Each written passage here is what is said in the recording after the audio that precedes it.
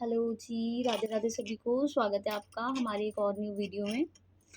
आज जिस टॉपिक पर हम बात करने वाले हैं, बहुत ही डिफरेंट टॉपिक रहने वाला है। हो सकता है कुछ लोगों को समझ आए, कुछ लोगों को ना समझ आए, तो वो हमसे मैसेज करके भी पूछ सकते हैं। टॉपिक रहेगा रिश्ते, टॉपिक रहेंगे रिलेशनशिप, है ना?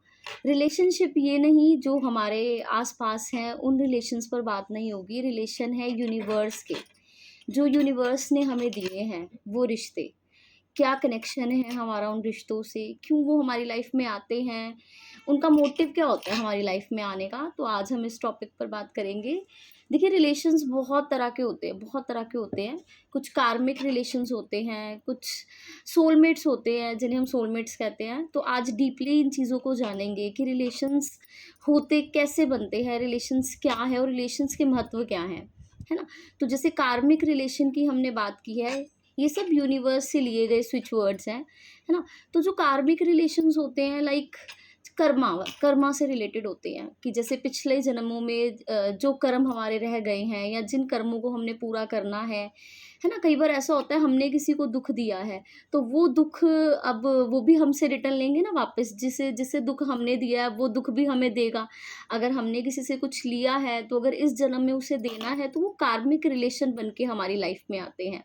कोई भी हो सकता है, बहन भी, भाई भी, पति भी, बेटा भी, बच्चा भी। तो क्या रहता है कि कार्मिक रिलेशन हमेशा क्या होती है कि हमारे आसपास वही रिलेशंस होती है जो पिछले जन्मों में हमारे साथ कनेक्टेड होते हैं, है ना? रिलेशन कोई भी न्यू नहीं बनता। रिले देखिए, जैसे हम कहते हैं ना, हम जन्म लेते हैं, है ना? ये जन्म, दूसरा जन्म, तीसरा जन्म, चौथा जन्म, तो हम जितने भी जन्म लेते हैं ना, तो वही रिलेशंस हमारे साथ घूम फिर कर दोबारा से आते हैं। ये यूनिवर्स का सच है, ठीक है? तो कार्मिक रिलेशन वही रहते हैं कि जिनसे जैसे हमारी बनती नहीं। हम कहते हैं कि यार ये मुझे कितना दुख दे रहा है, तो ज़ाहिर-सी बात है हमने भी उसे दुख दिया है ना? तभी वो दुख देने, बदला लेने, हिसाब बराबर करने हमारे पास आया है ना? तो इस जन्म में वो हमें दुख दे रहा है, या फिर हमने किसी को चोट पहुँचाई है, तो हो सकता है पिछले किसी जन्म में, किसी भी जन्म में उसने हमें कोई चोट पहुँचाई हो, तो इस वजह से आज उसे हमसे दुख मिल रहा है, तो वो एक कार्मिक रिलेशन गिना जाता है, ठीक है? अभी बात करते हैं सोलमेट की। सोलमेट क्या होते हैं? देखिए, जिनके साथ हमारी बहुत अच्छी वाइब्स होती हैं, जिनके साथ हमारी अटैचमेंट होती है, जिसे हम देख के कहते हैं कि यार ये परफेक्ट है हमारे लिए, है ना? कि जैसे वो माँ-बाप भी हो सकते हैं, क्योंकि माँ-बाप हमेशा हमारा अच्छा चाहते हैं, है ना? किसी भी रिलेशन में जो सोलमेट्स होते हैं, ज़रूरी नहीं कि वो हस्बैंड वाइफ हो। हम कहते हैं ना, ये सोलमेट है मेरा।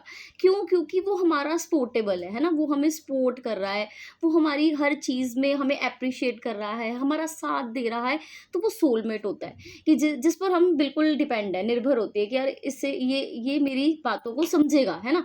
कि किसी से भी हम अपना दुख तकलीफ जो भी है शेयर कर लेते हैं, तो वो उसे बहुत ईज़िली समझ लेता है सामने वाला पर्सन, और क्या उसका सॉल्यूशन भी निकाल देगा। तो हम कहेंगे यार ये मेरा सोलमेट है। तो वो होता है रिलेशन, वो भी पिछले जन्मों का ही रहता है कि जिससे भी हमारी अटैचमेंट बहुत अच्छी रही हो, तो वो हमारे सोलमेट्स होते हैं।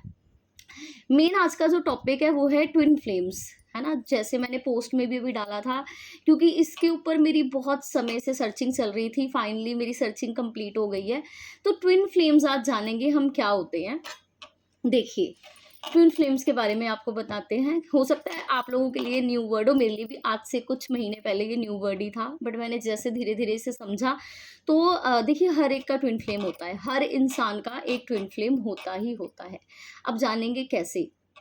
जब भी आत्मा मुक्ति पाती है, मोक्ष पाती है ना? जब भी आफ्टर डेथ, तो जब हमारे कर्मा लिखे जाते हैं, लाइक हमारे अच्छे कर्म, हमारे बुरे कर्म, जब हमारे अच्छे कर्म बहुत ज़्यादा होते हैं, है ना?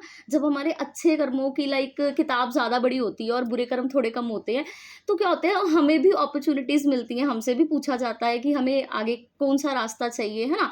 तो हमें किस रास्ते पर जाना है, या हमें हमारे इतने जन्म, हमें पूरा हर चीज़ बताई जाती है, ठीक है? तो हमें हमसे पूछा भी जाता है कि अभी आपके इतने कर्म रह गए हैं, तो आपको क्या करना है, या आपके ये जर्नी अभी बाकी है, तो इस जर्नी के लिए आपको नीचे जाना पड़ेगा दोबारा, है ना? तो क्या होता है कि वहाँ पे ना कुछ राइट्स हमारे भी होते हैं। जब हमारे अच्छे कर्मों की कॉपी ज़्यादा भारी होती है, यहाँ कह लीजिए अच्छे कर्मों का वज़न ज़्यादा होता है, तो कुछ राइट्स ईश्वर भी हमें देता है।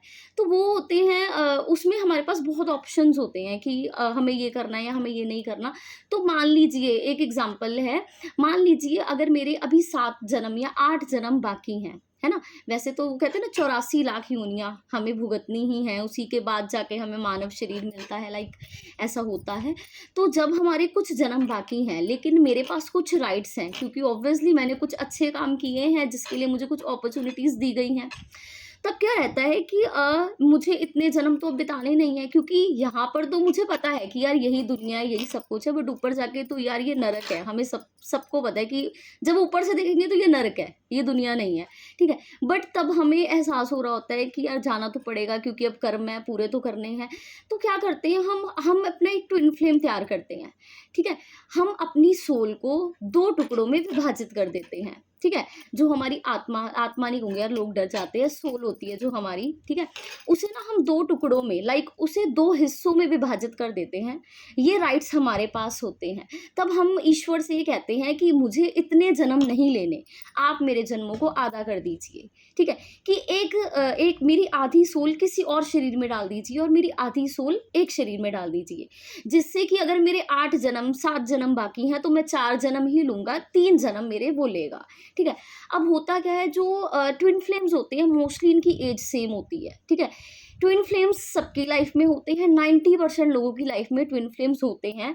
एग्जाम्पल अभी मैं देने वाली हूँ, उससे सबको समझ आ जाएगा कि ट्विन फ्लेम्स हमें कैसे पता चलता है कि हमारा ट्विन फ्लेम्स भी है। सबका होता है, जब हम ध्यान में उतरते हैं, जब हम इन चीज़ों में उतरते हैं, जब हम अध्यात्म में जाते हैं तो हमें समझ आ जाता है, ठीक है। तो क्या होता है कि जब हमें राइट्स मिल गए, ठीक है, अभी मेरे पास 8 जन्म थे बट मुझे तो 4 जन्म ही लेने हैं, क्योंकि मुझे जल्दी से मोक्ष पाना है, मुझे मुक्ति के रास्ते पर जाना है, मुझे इस दुनियादारी में नहीं रहना है। तो 4 जन्म मेरे सामने वाले पर्सन ने, एक जो मेरी आधी सोल है उसने लिए, और 4 जन्म मैंने लिए। अभी वो रिश्ता तो देखिए नीचे आएगा ना, क्योंकि मैंने जन्म लेना है, तो जो मेरा ट्विन फ्लेम है वो भी जन्म लेगा, कोई भी हो सकता है जिससे मेरा एक अटैचमेंट रहा हो, या जिसकी वाइब्स मेरे साथ बहुत अच्छी रही हो, मिलती हो, तो वो सोल तो ऊपर से तैयार होके आएगी। देखिए सोल एक ही है, सोल एक ही है। जब वो हाफ डिवाइड हो गई, हिस्सों में बट गई, तो वो 2 हो गई, ठीक है। लेकिन जब धरती पर आई तो वो एक ही तो थी।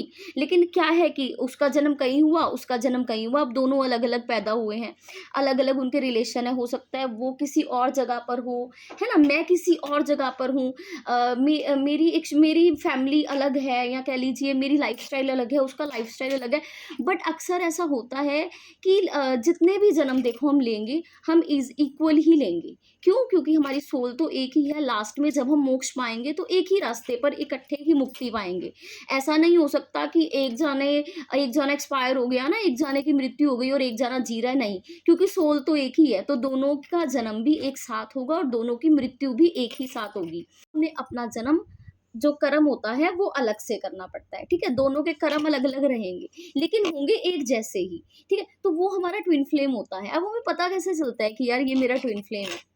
कई बार आप नोटिस करना कि कोई आपको बहुत ज्यादा जान से प्यारा लगता है, जिसके लिए आप कहते हो कि यार पूरी दुनिया में छोड़ सकता हूँ लेकिन मैं इसे नहीं छोड़ सकता, है ना। सबकी लाइफ में एक टाइम ऐसा आता है, हमें लगता है कि यार ये तो मेरे लिए सब कुछ है, अगर ये मिल जाए तो मैं सब कुछ छोड़ दूं। तो मोस्टली क्या होगा ना कि आपका जो एक होता है ना कि एक सॉफ्ट कॉर्नर, एक हार्ट होता है, जहां वो हार्ट जाके फ्लैट हो जाता है, जहां पे आपको लगता है कि अब यही है यार, इसके अलावा तो मेरी जिंदगी में कुछ नहीं है। मतलब जो कह लीजिए मरने मिटने को तैयार होता है ना। लाइक सच्चा प्यार, जैसे हम कहते हैं हीर रांझा, लैला मजनू, राधा कृष्ण भी थे, है ना। तो हम वैसा वाला प्यार जहां पर आता है, जिसके लिए हम सब कुछ छोड़ देते हैं, कुछ भी कुर्बान करने को तैयार होते हैं, तो एग्जैक्टली वो हमारा ट्विन फ्लेम होता है। उससे हमारा कुछ ना कुछ कनेक्शन पिछले जन्मों का रहता है और बड़ा पॉजिटिव वाला रिएक्शन होता है, बहुत ज्यादा पॉजिटिव वाइब्स होती हैं उसके साथ, जिसे देख के ना मतलब कह लो हमारे मन में खुशी जाग जाती है। तो वो हमारा ट्विन फ्लेम है। लेकिन ट्विन फ्लेम में एक चीज और देखी जाती है कि मोस्टली आपको ट्विन फ्लेम आपका तब मिलता है जब आपकी लाइफ ऑलरेडी बहुत आगे जा चुकी होती है। क्योंकि इसमें एक चीज होती है कि जब हमें कुछ राइट्स मिलते हैं, जब हमें ये कहा जाता है कि ठीक है आप ट्विन फ्लेम अपना एक बना सकते हैं, या आप मुक्ति मोक्ष के रास्ते में, अध्यात्म के रास्ते में जाना चाहते हैं, तो आपका एक टाइम पीरियड होता है, वो हाफ कर दिया जाता है। बट उसमें एक कंडीशन भी होती है कि कभी भी ट्विन फ्लेम एक नहीं हो सकते। जब वो एक होंगे तो वो उनका लास्ट जन्म होगा और मुक्ति होगी। तो अक्सर हम देखते हैं ना कि हम कहते हैं कि यार मुझे उससे बहुत प्यार था, वो मेरा फर्स्ट लव था, वो मेरा फर्स्ट क्रश था, वो मुझे नहीं मिला।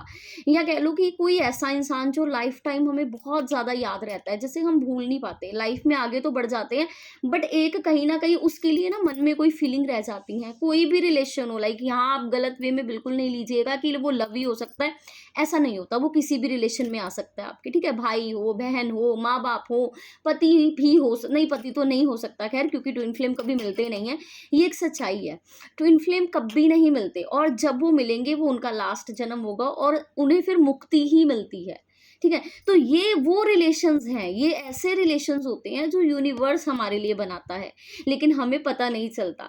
क्योंकि पता इसलिए नहीं चलता ना, क्योंकि हम संसारिक हैं, हम इस दुनिया में रह रहे हैं, हमें कुछ जानते ही नहीं है, कुछ पर्दे ऐसे हैं जो हमारी आँखों पे डले हैं, जो हमें दिखते ही नहीं है, पता नहीं चलते, बट ऊपर तो सब पता होते हैं, ठीक है ना? कौन हमारी लाइफ में किस समय आएगा, किससे क्या रिलेशन है, वो कैसे पता चलेगा, है ना? तो वो जब पर्दे उठते हैं तब पता चलता है। तो ये जो ट्विन फ्लेम का रिलेशन होता है ना, बहुत ही पॉजिटिव वाला होता है, बहुत ही दर्द वाला भी होता है। दर्द वाला इसलिए होता है कि वो हमें इंसान पसंद तो बहुत ज़्यादा होता है, उससे हमारा प्यार तो बहुत ज़्यादा होता है, लेकिन वो हमें लाइफ में कभी मिलता नहीं है। तो अगर आपकी लाइफ में भी ऐसा है ना कि आपको कोई पर्सन बहुत पसंद है ना, जिसके लिए आप मर मिटने को भी तैयार हैं, लेकिन वो आपके साथ नहीं है, आपसे दूर है, तो 101% है कि वो आपका ट्विन फ्लेम ही है। वो आप ही की एक सोल है, जो पिछले जन्म में आपके साथ थी, लेकिन अभी नहीं है। लेकिन ऐसा नहीं है, लास्ट में वो आपको ज़रूर मिलेगी। तो ये जो रिलेशन है, जो कार्मिक रिलेशन है, देखिए कार्मिक रिलेशन तो सिर्फ हमारे कर्म है, अच्छे कर्म, बुरे कर्म, लेना देना, लाइक जो भी पिछला रह गया है, ब्याज देना है या लेना है, वो कार्मिक रिलेशंस होते हैं। सोलमेट्स देखिए वही होते हैं जिनसे हमारी वाइब्स मैच करे, जो हमें अच्छे लगे, है ना? हस्बैंड वाइफ भी सोलमेट हो जाते हैं, बट जो ट्विन फ्लेम्स होते हैं वो हमें तब तक नहीं मिलते जब तक हम मुक्ति नहीं पाते, हम मोक्ष नहीं पाते। जब हम कह देते हैं कि अब हमें इस दुनिया में वापस नहीं आना, अब मुझे मेरी सोल के पास जाना है, तो वो होते हैं ट्विन फ्लेम्स।